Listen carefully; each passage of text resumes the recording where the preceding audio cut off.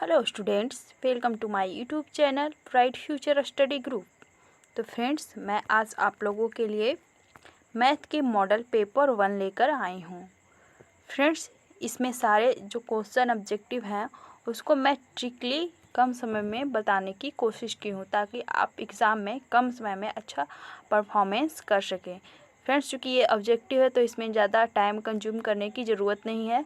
जितना हो सके ट्रिकली बनाकर ऑप्शन को टिक करके टाइम बचाएं ताकि जो लॉन्ग क्वेश्चन रहता है उसमें टाइम लगता है उसको बनाएं, अच्छे से आप लोग बना पाएँ। तो मैं इसमें सभी क्वेश्चन को ट्रिकली सॉल्व करने की कोशिश की हूँ जिससे कि टाइम आप लोगों को बचेगा। और एक बात और फ्रेंड्स की आप लोग भी देखिएगा कि आप लोग से कितना क्वेश्चन बन पाता है, कैसी आपकी तैयारी कैसी है, आप देखिएगा और हमें कमेंट बॉक्स में कमेंट करके बताइएगा कि आप लोग कितना खुद से बना पाए हैं। तो चलिए हम लोग उनमें क्वेश्चन को देखते हैं। पहला प्रश्न है 5 + 3√2 है। यहाँ पे 4 ऑप्शन दिया हुआ है। ऑप्शन ए में परिमेय संख्या, बी में अपरिमेय संख्या, सी में पूर्णांक और डी में कह रहा है इनमें से कोई नहीं। तो देखिए फ्रेंड्स, 5 + 3√2 है जो कैसे संख्या है तो अपरिमेय संख्या है। तो इसका आंसर तो क्या हो जाएगा, ऑप्शन बी अपरिमेय संख्या। तो फ्रेंड्स देखिए, अपरिमेय संख्या किसे कहते हैं हम लोग जान लेते हैं। तो जिसको p/q के रूप में हम लोग यानी कि फ्रैक्शन के रूप में हम लोग नहीं लिख सकते हैं उसको क्या कहते हैं, अपरिमेय संख्या। और जिसको p/q के रूप में लिखा जा सकता है उसको परिमेय संख्या कहा जाता है। और एक और है कि जिसका वर्गमूल नहीं निकलता है वो अपरिमेय संख्या होता है। जैसे यहाँ पे √2 है तो इसका तो वर्गमूल नहीं निकलेगा तो एक ऐसी संख्या हो जाएगा अपरिमेय संख्या। और इसके साथ जो भी ऐड रहता है या मल्टीपल रहता है तो वो भी अपरिमेय संख्या हो जाता है। जैसे कि यहाँ पे √2 है, यहाँ पे क्या रहता है √14, तो ये भी कैसी संख्या हो जाती है, अपरिमेय संख्या है। 3√14 रहता तो ये भी अपरिमेय संख्या हो जाता। तो 5 + 3√2 कैसी संख्या है, अपरिमेय संख्या। क्वेश्चन नंबर 2, करा निम्न में कौन अभाज्य संख्या है। तो अभाज्य संख्या किसे कहते हैं, जो एक और अपने आप के अलावा किसी से नहीं कटे। तो देखिए यहाँ पे 4 ऑप्शन दिया। ऑप्शन ए में है 28, तो 28 तो कटता है 2 से, 14 से, 7 से, ये सबसे कट जाता है। 69 भी कट जाता है, 23 × 3 33 का 69। ये देखिए 3 से भी कट रहा है, 23 से भी कट रहा है। ये जो 71 71 है वो किसी से नहीं कटता है, सिर्फ वो 1 से कटेगा और कितना से, अपने आप यानी कि 71 से कटेगा। तो एक ऐसी संख्या हो गई अभाज्य संख्या। तो इसका राइट आंसर हो जाएगा ऑप्शन सी।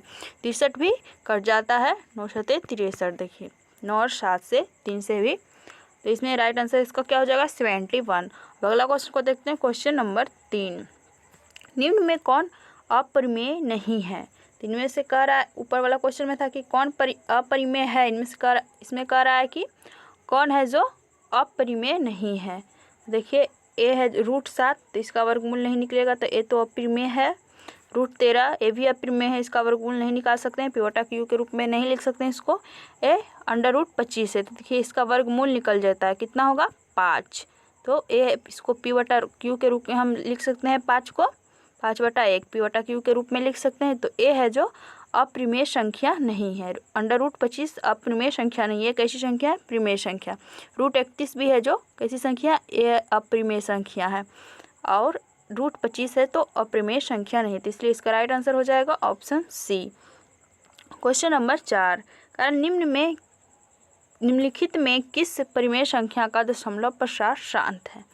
तो यहाँ पे 4 ऑप्शन दिया है, 2/15, बी में 11/160, सी में कह रहा है 17/60 और डी में है 6/35। तो फ्रेंड्स देखिए, दशमलव प्रसार शांत होने के लिए उसके हर का गुणनखंड होना चाहिए जो 2 और 5 में होना चाहिए। सिर्फ 2 हो या सिर्फ 5 हो या 2 और 5 दोनों हो तो वो कैसी होती है, वो फ्रैक्शन का दशमलव प्रसार होता है जो शांत होता है। तो देखिए हम लोग सभी के हर का गुणनखंड निकालते हैं। तो ऑप्शन ए में है 2/5, तो इसका हर है 15, तो इसका 15 का गुणनखंड निकालेंगे तो 3 और 5 हो जाएगा। 3 और 5 देखिए इसमें 5 तो है लेकिन इसमें 3 आ रहा है 5 के अलावा, तो इसका दशमलव प्रसार शांत नहीं होगा। कैसा होगा, अशांत दशमलव प्रसार। 160 को देखते हैं, तो 160 को हम लोग इसे 160 इसका गुणनखंड निकालते हैं तो इसको 160 को लिख सकते हैं 16 × 10, और 16 का गुणनखंड 2 × 2 × 2 × 2 और 10 का 2 × 5। देखिए इसका गुणनखंड सिर्फ 2 और 5 है, तो इसका एक ऐसा हो जाएगा, इसका दशमलव प्रसार शांत दशमलव प्रसार होगा, यानी कि 11/60 का दशमलव प्रसार कैसा होगा, शांत होगा। तो इसका राइट आंसर हो जाएगा ऑप्शन बी। अब अगला क्वेश्चन को देखते हैं, क्वेश्चन नंबर 5। दो लगातार सम संख्याओं का महत्तम समावर्तक होता है। दो लगातार सम संख्या, कोई भी दो लगातार सम संख्या हम लोग ले लेते हैं, तो मान ले लिए 16 और 18, तो कह रहा है इसका महत्तम समावर्तक होगा।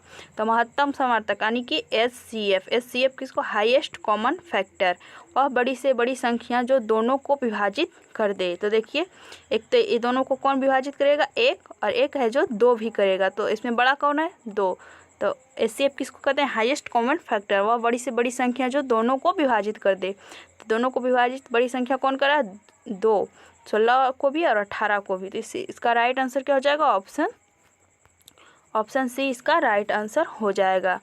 कोई भी 16 या 18 नहीं, कोई भी दो लगातार सम संख्या हम लोग लेंगे तो उसका महत्तम समावर्तक हमेशा दो आएगा। यहाँ पे 16 18 ले, मान लीजिए इसको 110 और 112 ले लिए, तो इसका भी महत्तम समावर्तक निकालिएगा HCF, तो इसका भी कितना आएगा, तो दो आएगा। दो लगातार सम संख्याओं का महत्तम समावर्तक हमेशा दो होगा। क्वेश्चन नंबर 6 कह रहा है, यदि अल्फा तथा बीटा द्विघात बहुपद x² प्लस x माइनस 2 के शून्यक हो तो 1y alpha plus 1y beta का मान होगा।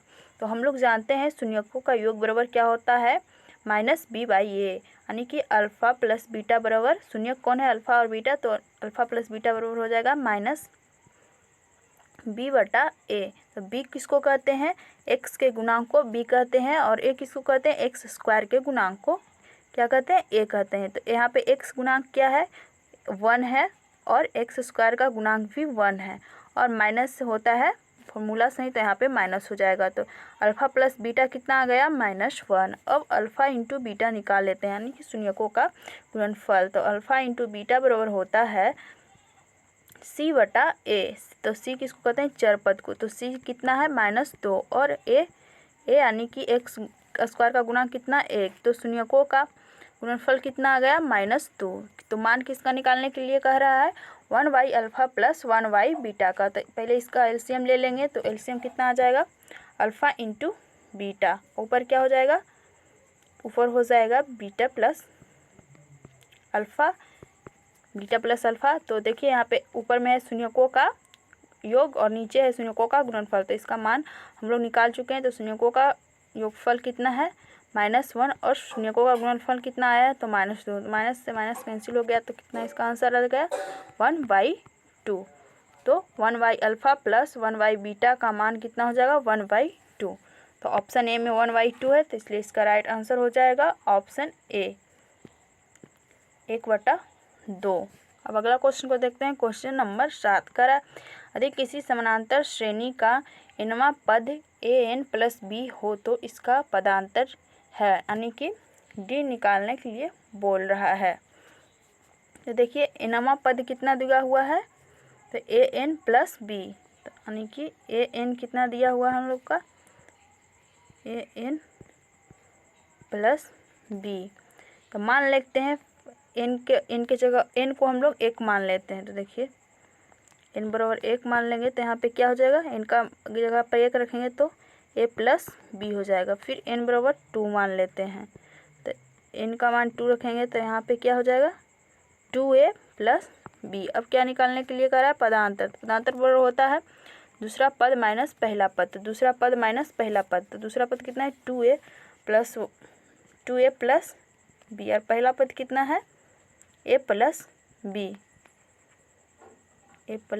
तो देखिए ब्रैकेट टूटेगा तो b से b कैंसिल हो जाएगा, 2a में से a जाएगा तो कितना बच जाएगा, a। तो इसका पदांतर कितना हो गया, a, यानी कि d बराबर a आ गया। सर्वांतर या पदांतर कितना हो गया, तो a। तो a कौन सा ऑप्शन में, ऑप्शन बी में, तो इसका राइट आंसर हो जाएगा ऑप्शन बी। क्वेश्चन नंबर 8 को देखते हैं, कह रहा है बिंदु P 6 - 5 का भुजा नहीं, यहाँ पे भुज होगा, क्या होगा, भुज। तो भुज किसको कहते हैं, तो भुज कहते हैं x अक्ष के निर्देशांक को क्या कहते हैं, भुज कहते हैं। और कोटि, एक होता है कोटि। तो कोटि किसको कहा जाता है? कोटि कहा जाता है y अक्ष के निर्देशांक को। तो यहाँ पे भुज पूछ रहा है, तो भुज होगा x अक्ष के निर्देशांक। तो x अक्ष के निर्देशांक यहाँ पे क्या है? 6 है। ये x होता है, ये y। तो x अक्ष का निर्देशांक क्या है? 6। तो इसका राइट आंसर क्या हो जाएगा? Option A 6। याद रखिएगा कि x अक्ष के निर्देशांक को भुज कहा जाता है और y अक्ष के निर्देशांक को कोटि कहा जाता है। अब अगला क्वेश्चन को देखते हैं। क्वेश्चन नंबर 9 कह रहा है बिंदु 2, 3 स्थित है। 4 ऑप्शन है। कह रहा है प्रथम पाद में, द्वितीय पाद में, तृतीय पाद में या चतुर्थ पाद में। देखिए बना लेते हैं हम लोग। तो ये हो जाता है 5y डैश x डैश। इसमें होता है जो दोनों प्लस प्लस होता है, x भी प्लस y भी प्लस। इसमें क्या हो जाएगा? इसमें हो जाएगा x माइनस और y प्लस। इसमें दोनों माइनस होता है, x भी माइनस और y भी माइनस। इसमें होता है जो x प्लस और y माइनस। तो यहाँ पे क्या दिया हुआ है? 2 और 3, यानी कि दोनों प्लस में है। तो दोनों प्लस किस में होता है? प्रथम में। तो यहाँ प्रथम पाद हो जाएगा। ये होता है प्रथम पाद, ये द्वितीय, तृतीय, ये चतुर्थ पाद। तो प्लस दोनों प्लस, x भी प्लस और y भी प्लस किस में होता है? तो प्रथम पाद में। तो इसका राइट आंसर क्या हो जाएगा? ऑप्शन ए प्रथम पाद। और क्वेश्चन नंबर 10 को देखते हैं। कह रहा है कि यदि x बराबर a, y बराबर b समीकरण x माइनस y बराबर 2 तथा x प्लस y बराबर 4 के हल हो तो a और b का मान क्रमशः होगा। तो x के बराबर a दिया हुआ, y के बराबर b। तो पहले हम लोग x और y का मान निकाल लेते हैं। उसी के बराबर a और b है तो वही उसका आंसर हो जाएगा। जो x का मान होगा वो a का मान, और जो y का मान होगा वो b का। तो x और y का मान हम लोग यहाँ से निकाल लेते हैं। समीकरण को हल करते हैं। दोनों समीकरण को क्या कर देते हैं? ऐड कर देते हैं। तो क्या हो जाएगा? x माइनस y बराबर 2 है, x प्लस y बराबर 4। तो y से कट गया, 2x बराबर 6, यानी कि x का मान कितना आ गया? x का मान आ गया 3। तो इसमें x का मान 3 इसमें रख देते हैं पहला समीकरण में। तो y का मान कितना आ जाएगा? y का मान आ जाएगा 1। y का मान 1। इसका राइट आंसर क्या हो जाएगा? Option C. x का मान कितना आया? x का मान आया 3। तो x बराबर a है, तो a का मान भी हो जाएगा 3। और y का मान कितना आया? 1। तो y बराबर b है, तो b का मान भी 1 हो जाएगा। तो कौन सा? 3 और 1 कौन सा ऑप्शन में? ऑप्शन सी में। तो इसका राइट आंसर हो जाएगा ऑप्शन सी। क्वेश्चन नंबर 11 समीकरण x square plus 2x plus 4 बराबर 0 के मूलों की प्रकृति है। तो मूलों की प्रकृति हम लोग कैसे निकालते हैं?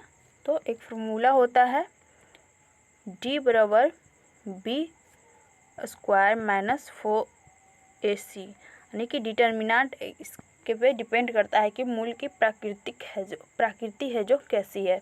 जब d का मान आता है 0 के बराबर तो मूल होता है वास्तविक और समान।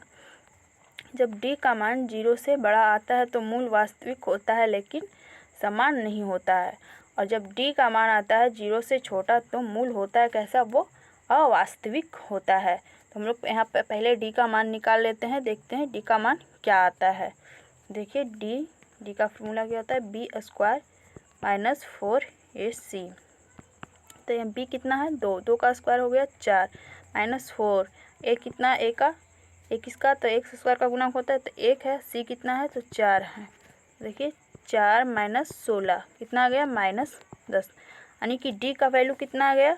d का वैल्यू आ गया जो लेस देन 0 आ गया। तो d का जब वैल्यू लेस देन 0 होता है तो मूल की प्रकृति अवास्तविक होती है। तो यहाँ पे इसका राइट आंसर क्या हो जाएगा? ऑप्शन सी अवास्तविक। क्वेश्चन नंबर 12 बिंदुओं 4 माइनस 1 और 2 3 के बीच की दूरी है। तो 2 बिंदु दिया हुआ है, मान लेते हैं इसको a और इसको क्या मान लेते हैं b। तो इसके बीच की दूरी निकालने के लिए कह रहा है। तो a हो जाता है क्या? x1 a y1 और ये हो जाएगा x2 और y2। तो यहाँ पे दूरी का एक फॉर्मूला होता है। तो फार्मूला हम लोग पहले देख लेते हैं, आप लोग जानते ही होंगे। मैं यहाँ पे लिख देती हूँ। होता है x2 माइनस x1 का square plus y2 minus y1 का स्क्वायर। ये दो बिंदुओं के बीच की दूरी का फॉर्मूला होता है। तो यहाँ पे वैल्यू पुट कर देते हैं, आंसर आ जाएगा। तो x2 क्या है, तो x2 है 2 और x1 कितना है 4, तो 2 - 4 हो जाएगा, 2 - 4 का होल स्क्वायर प्लस हो जाएगा। y2 कितना, y2 है 3 और y1 कितना है -1, तो 3 यहाँ पे पहले से माइनस है और फिर -1, तो क्या हो जाएगा प्लस का होल स्क्वायर। यहाँ पे क्या हो जाएगा 2 -2 का होल स्क्वायर करेंगे तो 4 आ जाएगा। इसका 3 1 4 4 का होल स्क्वायर करेंगे तो 16, तो कितना आ गया 16 4 20, तो √20। इसको वर्गमूल से निकालेंगे तो यहाँ पे क्या हो जाएगा 2√5। तो कितना दूरी कितना आ गया 2√5 इकाई। देखिए कौन सा ऑप्शन में है, तो ऑप्शन डी में है 2√5, तो इसका राइट आंसर हो जाएगा ऑप्शन डी। कौन सा ऑप्शन, ऑप्शन डी हो जाएगा 2√5। क्वेश्चन नंबर 13 को देखते हैं।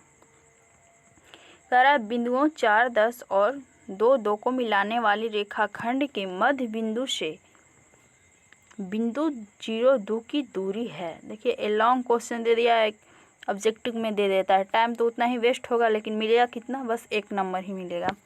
देखिए ये थोड़ा लॉन्ग है, इसको मैं बता देती हूँ, समझने की कोशिश करिएगा। यहाँ पे कह रहा है 2 बिंदु दिया हुआ है, कौन कौन दिया हुआ है, तो 4 10 और 2 2 दिया हुआ है। तो इसको हम लोग ए मान लेते हैं, बी मान लेते हैं। को मिलाने वाले रेखाखंड के मध्य बिंदु, पहले इसका हम लोग मध्य बिंदु निकालेंगे, इसके बाद मध्य बिंदु से इस बिंदु की दूरी निकालेंगे, इसको हम लोग ओ मान लेते हैं। और इसका ए और बी का मध्य बिंदु को पी मान लेते हैं। तो पहले हम लोग पी का निर्देशांक निकालेंगे। तो मध्य बिंदु का निर्देशांक क्या होता है, तो मध्य बिंदु का निर्देशांक होता है x1 + y1/2 और y निर्देशांक होगा y1 + y2/2। तो p का निर्देशांक निकाल लेते हैं, हो जाएगा x1, तो x1 कितना हो जाएगा 4 और y2 कितना हो जाएगा 2। यहाँ पे पहले फार्मूला लिख देती हूँ क्या होता है, तो x1 + x2/2 होता है x निर्देशांक, और y निर्देशांक क्या होता है y1 + y2/2। एक किसका फार्मूला है, तो मध्य बिंदु के निर्देशांक का फार्मूला। तो x1 कितना है 4 और x2 कितना है 2, तो हो जाए 4 2 6 6/2 यानी कि 3। अब y1 कितना है, y1 है 10 और y2 है 2, तो 10 + 2 12 12/2 कितना हो जाएगा, तो 6। तो मध्य बिंदु का निर्देशांक कितना निकल गया 3 और 6। अब इससे यानी कि p का निर्देशांक निकल गया। अब हम लोग को क्या निकालना है, इसके मध्य बिंदु से ये बिंदु 0 और 2 के बीच की दूरी यानी कि P और O की दूरी निकाला है। तो दूरी फार्मूला अभी मैं आपको बताई हूँ क्या होता है, √x2 - x1 का स्क्वायर प्लस y2 - y1 का स्क्वायर। तो इस फार्मूला पे हम लोग बिठा देते हैं, तो P और O की दूरी निकल जाएगी। तो यहाँ पे क्या हो जाएगा x1 कौन हो जाएगा, यहाँ पे इसको ही मान लेती हूँ, इसका निर्देशांक को x1 और y1, इसका निर्देशांक को x2 और y2। तो फार्मूला होता है √x2 - x1। तो x2 क्या है 3, x1 क्या है 0, तो 3 - 0 का स्क्वायर हो जाएगा प्लस y2 - y1। तो y2 क्या यहाँ पे 6 है और यहाँ पे क्या है 2, तो 6 - 2 का होल स्क्वायर, 3 - 0 यानी कि 3 का होल स्क्वायर यहाँ पे हो जाएगा 9 और 6 - 2 यानी कि 4 का होल स्क्वायर हो जाएगा 16। तो 16 और 9 कितना हो जाता है, तो 25। तो √25 का वर्गमूल करेंगे तो 5 आ जाएगा। तो कितना आ गया P और O के बीच की दूरी कितना आ गया 5 इकाई, यानी कि बिंदु A जिसका निर्देशांक 4 और 10 है, बिंदु B जिसका निर्देशांक 2 और 2 है, कि मध्य बिंदु को कितना लाए थे 3 और 6। तो उसके मध्य बिंदु से बिंदु O यानी कि जिसका निर्देशांक है 0 और 2, उसकी दूरी कितना है मध्य बिंदु से 0 और 2 के बीच की दूरी कितना आ गई 5 इकाई। तो इसका राइट आंसर क्या हो जाएगा 5 इकाई। तो देखिए कौन सा ऑप्शन में है, कौन ऑप्शन में, ऑप्शन डी में है। तो इसका ऑप्शन सी में है। तो इसका राइट आंसर क्या हो जाएगा ऑप्शन सी 5 इकाई। क्वेश्चन नंबर 14 कह रहा है कि यदि त्रिभुज ABC के शीर्षों का निर्देशांक A 2 4 B 0 6 तथा C 4 - 1 हो तो त्रिभुज के केंद्रक के निर्देशांक होंगे। तो शीर्ष का निर्देशांक दिया हुआ है, केंद्रक का निर्देशांक पूछ रहा है। तो केंद्रक के निर्देशांक को हम लोग P मान लेते हैं। तो P का क्या, x और y निर्देशांक निकालना है। तो केंद्रक के x निर्देशांक का फॉर्मूला होता है कि त्रिभुज के तीनों शीर्षों के एक निर्देशांक का योग बटा 3। तीनों शीर्षों के एक निर्देशांक क्या हो जाएगा, तो x1 plus x2 plus x3 बटा 3 और y निर्देशांक क्या हो जाएगा, तो त्रिभुज के तीनों शीर्षों के y निर्देशांकों का योग बटा 3। तो y1 हो जाएगा यहाँ पे y2 प्लस y3 बटा 3। तो x1 कितना है, x1 है 2, x2 कितना है, x2 0 और x3 कितना है, तो x3 हो जाएगा 4 बटा 3। यहाँ पे y निर्देशांक देख लेते हैं। तो y1 कितना है 4, y2 6 और y3 है -1 बटा 3। यहाँ पे 4 और 2 6 बटा 3 2 हो गया और यहाँ पे 4 + 6 और -1 यानी कि 6 × 10 और -1 तो यानी कि 9 बटा 3 यानी कि 3। तो त्रिभुज के केंद्रक का निर्देशांक कितना आ गया, 2 और 3। तो देखिए इसमें कौन सा ऑप्शन में 2 और 3 है, 2 और 3 ऑप्शन बी में है। तो इसका राइट आंसर क्या हो जाएगा, ऑप्शन बी। केंद्रक का निर्देशांक कितना आ गया, x निर्देशांक 2 और y निर्देशांक 3 आ गया। तो इसका राइट आंसर हो जाएगा ऑप्शन बी, 2 और। क्वेश्चन नंबर 15 कह रहा है यदि बिंदु 1 2 0 0 और ए बी संरेख हो तो ये 4 ऑप्शन दिया, इसमें कौन सही होगा। तो बिंदुओं को संरेख होने के लिए त्रिभुज के क्षेत्रफल बराबर 0 होता है। तो पहले बिंदु को मान लेती हूँ ए, इसको बी और इसको सी। तो यहाँ पे क्या होगा, त्रिभुज ए बी सी का क्षेत्रफल बराबर कितना हो जाएगा, 0। तभी ये तीनों बिंदु होगी जो संरेख होगी और इनमें से कौन सही होगा उसका मान निकलेगा। तो त्रिभुज के क्षेत्रफल 0 करके मैं इसका मान निकाल लेती हूँ कि इनमें से ये चारों में से कौन सही होगा। तो त्रिभुज के क्षेत्रफल बराबर 0।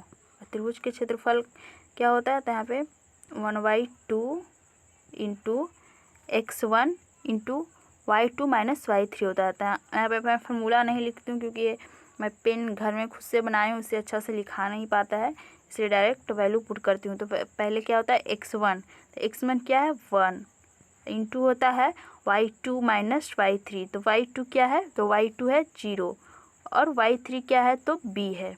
तो 0 - b प्लस x2। तो x2 क्या है, x2 0 है, x2 इंटू y3 - y1 होता है। तो y3 क्या है b और y1 क्या है, तो y1 है 2, यहाँ पे 2 हो जाएगा। अब फिर होता है कि x3 इंटू y1 - y2। तो y1 क्या है, y1 है 2 और y2 क्या है, तो 0। देखिए मैं फार्मूला पे वैल्यू पुट कर दी हूँ। अब इसको सोल्व करेंगे तो निकल जाएगा मान। तो 1/2 इसका बराबर 0 हो जाएगा। ये त्रिभुज का क्षेत्रफल 0 होगा तभी बिंदु में संरेख होगी। तो 1/2 इसको सोल्व करेंगे तो -b हो जाएगा। इसको सोल्व करेंगे तो यहाँ पे 0, इसको सोल्व करेंगे तो हो जाएगा क्या, 2a बराबर कितना, 0। तो यहाँ पे 2a - b बराबर 0 आ जाएगा। 2a - b बराबर 0 तो हो जाएगा 2a बराबर b। ये माइनस b 0 के इधर जाएगा, बराबर के इस साइड जाएगा तो क्या हो जाएगा प्लस में। तो 2a बराबर b यानी कि 2a बराबर b आ गया। देखिए कौन सा ऑप्शन में है, तो ऑप्शन सी में है 2a बराबर b। तो ऑप्शन सी इसका राइट आंसर हो जाएगा। अब अगला क्वेश्चन को देखते हैं। क्वेश्चन नंबर 16 दो समकोणिक त्रिभुजों में उनकी संगत भुजाओं का अनुपात सदैव समान होता है, यह कथन किसका है। करा दो समकोणिक त्रिभुजों में उनकी संगत भुजा का अनुपात सदैव समान होता है, यह कथन किसका है। तो यह कथन है जो थेल्स का है कि दो समकोणिक त्रिभुज के संगत भुजाओं का अनुपात सदैव समान होता है, एक कथन है थेल्स का। क्वेश्चन नंबर 17 करा यदि किसी त्रिभुज में दो भुजाओं के वर्गों का योग तीसरी भुजा के वर्ग के बराबर हो तो तीसरी भुजा के सम्मुख कोण का मान होगा। यदि किसी त्रिभुज में दो भुजाओं के वर्गों का योग यानी कोई मान लेते हैं त्रिभुज ABC मान लेते हैं। तो ABC कह रहा है कि दो भुजाओं के वर्गों का योग, यानी कि A+B भुजा के वर्ग और B+C भुजा के वर्ग, दो भुजाओं के वर्गों का योग तीसरी भुजा के वर्ग के बराबर होता है, यानी तीसरी भुजा A और C के वर्ग के बराबर होता है। तो तीसरी भुजा के सम्मुख यानी कि इसके सामने वाला कोण का मान क्या होगा? तो एक क्या है, एक पाइथागोरस प्रमेय आ गया, यानी कि पाइथागोरस प्रमेय त्रिभुज होता है तो समकोण त्रिभुज में होता है। तो क्या होता है समकोण त्रिभुज में पाइथागोरस प्रमेय क्या होता है? तो कर्ण का स्क्वायर प्लस आधार का स्क्वायर प्लस नम का स्क्वायर। तो ये कर्ण के सामने वाला कोण कितना होता है? तो 90 डिग्री का। एक क्या हो गया पाइथागोरस प्रमेय। पाइथागोरस प्रमेय किस में लागू होता है? तो समकोण त्रिभुज में ही होता है। तो कर्ण के सामने वाला कोण कितना होता है? 90 डिग्री। तो इसका तीसरी भुजा के सम्मुख कोण कितना हो जाएगा? 90 डिग्री, यानी कि ऑप्शन सी इसका राइट आंसर हो जाए। क्वेश्चन नंबर 18 का है त्रिभुज ABC समरूप त्रिभुज DEF तथा BC बराबर 3 सेमी, EF बराबर 4 सेमी यदि त्रिभुज ABC का क्षेत्रफल 54 सेमी स्क्वायर हो तो त्रिभुज DEF का क्षेत्रफल है। तो यहाँ पे क्या दिया है? त्रिभुज ABC समरूप त्रिभुज DEF और इसकी भुजा एक भुजा BC बराबर 3 सेमी दिया, EF बराबर 4 सेमी और त्रिभुज ABC का क्षेत्रफल का मान भी दिया हुआ है। तो देखिए दो समरूप त्रिभुज में क्या होता है? तो दो समरूप त्रिभुज होता है कि दो समरूप त्रिभुज के क्षेत्रफल का अनुपात उसके संगत भुजाओं के अनुपात के वर्ग के बराबर होता है। तो समरूप त्रिभुज का एक शर्त होता है कि दो समरूप त्रिभुज के क्षेत्रफल का अनुपात होता है उसके संगत भुजाओं के अनुपात के वर्ग के बराबर होता है। तो देखिए यहाँ पे त्रिभुज ABC का क्षेत्रफल त्रिभुज DEF का क्षेत्रफल क्या होगा? तो उसके संगत भुजा के अनुपात के वर्ग के बराबर होता है। उसकी संगत भुजा कौन है? तो त्रिभुज ABC में इसकी भुजा हो जाएगा BC और इसका संगत हो जाएगा EF। तो इसके वर्ग अनुपात के वर्ग के बराबर होता है। तो इसको स्क्वायर करेंगे तो BC बराबर कितना दिया हुआ है? 3 और EF बराबर कितना दिया हुआ है? तो 4। तो इसके वर्ग के बराबर होता है क्षेत्रफल। तो इसको स्क्वायर कर देंगे तो कितना आ जाएगा? 9/16। इधर क्या दिया हुआ है? इसका त्रिभुज ABC का क्षेत्रफल दिया हुआ है। तो यहाँ पे ABC के कितना दिया हुआ है? 54। तो ऊपर 54 हो जाएगा और इसका एरिया ऑफ त्रिभुज DEF बराबर कितना हो जाएगा? यहाँ पे 9/16 यहाँ पे कट जाएगा और 6 54 और फिर क्रॉस मल्टीपल करेंगे तो 16 6 96, यानी कि एरिया ऑफ त्रिभुज DEF, यानी कि DEF का क्षेत्रफल कितना आ गया? तो 16 6 96। 96 कितना सेमी में दिया हो तो सेमी स्क्वायर। तो कौन सा ऑप्शन में? ऑप्शन बी में 96 सेमी स्क्वायर। तो इसका राइट आंसर हो जाएगा ऑप्शन बी। अब अगला क्वेश्चन को देखते हैं। क्वेश्चन नंबर 19 का है वृत्त के अंदर एक दिए हुए बिंदु से वृत्त पर कितनी स्पर्श रेखाएं खींची जा सकती है? तो वृत्त के अंदर कोई भी बिंदु रहता है तो उससे वृत्त पर हम स्पर्श रेखा नहीं खींच सकते हैं। तो एक भी स्पर्श रेखा नहीं खींची जा सकती है वृत्त के अंदर। वृत्त के अंदर कोई बिंदु स्थित रहता है उससे हमें वृत्त पर कोई भी स्पर्श रेखा नहीं खींच सकते हैं। वृत्त के बाहर स्थित रहेगा तो उससे हम लोग स्पर्श रेखा खींच सकते हैं, लेकिन वृत्त के अंदर रहेगा तो उसमें स्पर्श रेखा हम वृत्त पर नहीं खींच सकते हैं। इसका राइट आंसर हो जाएगा ऑप्शन डी। क्वेश्चन नंबर 20 का है यदि त्रिभुज ABC तथा त्रिभुज DEF में AB/DE बराबर BC/EF तो दोनों त्रिभुज समरूप होंगे जब में 4 ऑप्शन है। जब कोण A बराबर F, या जब कोण A बराबर D होगा, या जब कोण B बराबर D होगा, या जब कोण B बराबर E होगा। तो देखिए दो त्रिभुज के समरूप होने का तीन शर्तें होती हैं, जिनमें से एक शर्त होती है कि यदि त्रिभुज के एक कोण दूसरे कोण के बराबर हो तथा उन कोणों को बनाने वाली भुजाएं समानुपाती होती है तो त्रिभुज समरूप होता है। जब किसी त्रिभुज के दो कोण बराबर हो और उस कोण को जो भुजाएं जो संगत भुजा उस कोणों को बना रही हो है वो समानुपाती होगी, वो दोनों समानुपाती होगी तो वो त्रिभुज हो जाएगा जो समरूप होगा। तो यहाँ पे पहले त्रिभुज बना लेते हैं। ABC एक त्रिभुज है और एक त्रिभुज क्या है? तो DEF है। तो यहाँ पे क्या किसको दिया हुआ है समानुपाती? A और B। ए बी बटा डी दिया हुआ है।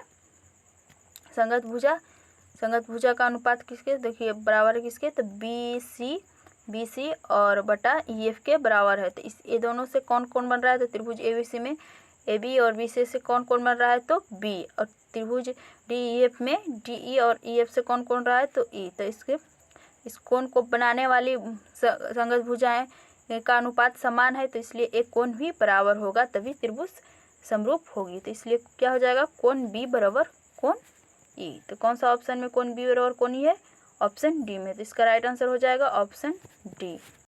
क्वेश्चन नंबर 21 का समद्विबाहु समकोण त्रिभुज ए बी सी में जहाँ कोण सी समकोण हो तो ए बी स्क्वायर बराबर, कैसा त्रिभुज है, समद्विबाहु समकोण। तो यहाँ पे त्रिभुज ड्रा करते हैं, समद्विबाहु समकोण, समकोण भी हो और समद्विबाहु भी हो। कौन सा कोण समकोण कह रहा है, तो सी कोण समकोण कह रहा है। तो ए मान लेते हैं, इसको बी मान लेते हैं। तो कौन सी समकोण है, तो ए बी स्क्वायर बराबर, तो समकोण त्रिभुज में क्या होता है, तो कर्ण का स्क्वायर बराबर आधार का स्क्वायर प्लस लंब का। तो कर्ण यहाँ पे क्या है, तो ए बी। तो ए बी स्क्वायर बराबर क्या हो जाएगा, A C square plus B C square. अब चूंकि ये त्रिभुज कैसा है, समद्विबाहु समकोण, यानी कि ए सी बराबर बी सी है। तो यहाँ पे ए सी बराबर बी सी है, दोनों भुजा है जो क्या है, तो बराबर है। तो इसको हम लोग ए सी को ऐसे ही रहने देते हैं, ए सी स्क्वायर। अब बी सी को क्या मान लेते हैं, बी सी बराबर लिख देते हैं ए सी, क्योंकि बी सी और ए सी दोनों बराबर है। तो क्या हो जाएगा, 2 ए सी स्क्वायर। तो ए बी स्क्वायर बराबर क्या आ गया, 2 ए सी स्क्वायर। कौन सा ऑप्शन में, ऑप्शन ए में। तो ऑप्शन ए इसका राइट आंसर हो जाएगा। क्वेश्चन नंबर 22 का किसी ब्रह बिंदु पी से एक वृत्त जिसका केंद्र ओ है पर खींची गई दो स्पर्श रेखाओं पी ए तथा पी बी के बीच का कोण 80 डिग्री है, तो कोण पी ओ ए का मान होगा। एक वृत्त है, ब्रह बिंदु पी है, बाहरी बिंदु, जिससे स्पर्श रेखा खींची गई है पी ए और पी बी, जिसके बीच का कोण कितना है, तो 80 डिग्री है। और इसका केंद्र क्या दिया हुआ है, ओ 80 डिग्री। तो किसका कोण का मान निकालने के लिए, कोण पी ओ ए। तो पी ओ ए, तो इसका मान निकालने के लिए बोल रहा है। फ्रेंड्स ये देखिए लॉन्ग है, लेकिन इसका मैं ट्रिक से बता देती हूँ। तो यहाँ इसका जब ए केंद्र से स्पर्श रेखा द्वारा बने कोण के बीच रेखा खींच जाती है, तो ए कोण को दो बराबर भाग में बांट देता है, यानी कि 80 है तो ये 40-40 हो जाएगा। ए भी 40 हो जाएगा और 40 डिग्री, और ए भी 40 डिग्री हो जाएगा। यहाँ पे जो कोण बनती है स्पर्श रेखा पर त्रिज्या के द्वारा बनाएगा कोण होता है जो समकोण होता है। तो इसका मान हो गया 90 डिग्री। तो त्रिभुज के तीनों कोणों का त्रिभुज पी ए ओ में देख लेते हैं। तो त्रिभुज के तीनों कोणों का मान कितना होता है, 180 डिग्री। दो कोण का मान हो जान चुके हैं, इसका 90 और इसका 40। तो 90 और 40 कितना होगा, 130। तो कोण कौन सा निकालने का, कोण पी ओ ए। तो कोण पी ओ ए बराबर क्या हो जाएगा, पी ओ ए बराबर हो जाएगा कितना, 180 माइनस 90 प्लस 40। तो 180 माइनस 130 तो हो जाएगा 50। कितना आ गया, कोण पी ओ ए बराबर 50 डिग्री। देखिए फ्रेंड्स इसको मेथड से बनाएंगे अच्छा से तो ये लॉन्ग जाएगा, लेकिन मैं बता देती हूँ कि जब यहाँ से त्रिभुज के वृत्त के केंद्र से स्पर्श रेखा के बीच बने कोणों पे जब एक रेखा खींचते हैं तो दोनों कोण को दो बराबर भागों में बांट देते हैं, यानी कि 80 था तो 40-40 हो गया। और स्पर्श रेखा पर त्रिज्या द्वारा बना कोण 90 डिग्री का होता है। तो इससे हम लोग ये दो कोण का मान निकाल के तीसरा कोण का मान निकाल लिए, तो कितना है, 50 डिग्री। तो इसका राइट आंसर हो जाएगा option A 50 degree. Question number 23 का है त्रिभुज ए बी सी की भुजाओं ए बी और ए सी पर दो बिंदु डी तथा ई इस प्रकार है कि डी समानांतर बी सी तथा डी अनुपात डी बी बराबर 3:1 है। यदि ए बराबर 6.6 सेमी हो तो ए सी का मान होगा। एक त्रिभुज है ए बी सी, इसकी भुजा ए बी तथा ए सी पर दो बिंदु डी और ई है। डी और ई को मिला देते हैं। इस प्रकार है कि डी ई समानांतर बी सी, यानी कि ये दोनों समानांतर, ये क्या है, थेल्स प्रमेय से बनेगा। तो डी ई समानांतर बी सी है। और कि ए का मान 6.6 दिया। तो देखिए इस पर में से क्या होता है कि AD बटा DB बराबर हो जाएगा AE बटा EC। देखिए AE का मान कितना दिया हुआ है, AE का मान 6.6 और अनुपात AD अनुपात DB 3:1 है। तो AD अनुपात 3 AD अनुपात DB 3:1 तो 3/1 हो जाएगा। और AE का मान दिया हुआ 6.6। तो EC का मान कितना निकल जाएगा, EC का मान इसे काटेंगे तो 2.2 आ जाएगा। तो देखिए EC बराबर आ गया 2.2। लेकिन निकालना किसका मान कर रहा है, तो AC का। तो AC बराबर क्या हो जाएगा, AE प्लस EC। तो AE तो दिया हुआ है 6.6, तो AC बराबर हो जाएगा 6.6 प्लस 2.2 यानी कि 8.8। AC का वैल्यू कितना आ गया, 8.8। तो इसका राइट आंसर हो जाएगा ऑप्शन ए। फ्रेंड्स ये था आज का लास्ट प्रश्न। आशा करती हूँ कि आप लोगों को अच्छे से समझ में आ गया हो। फ्रेंड्स लिखने में थोड़ा प्रॉब्लम होता है क्योंकि एक पेन है जो मेड बाय मी है।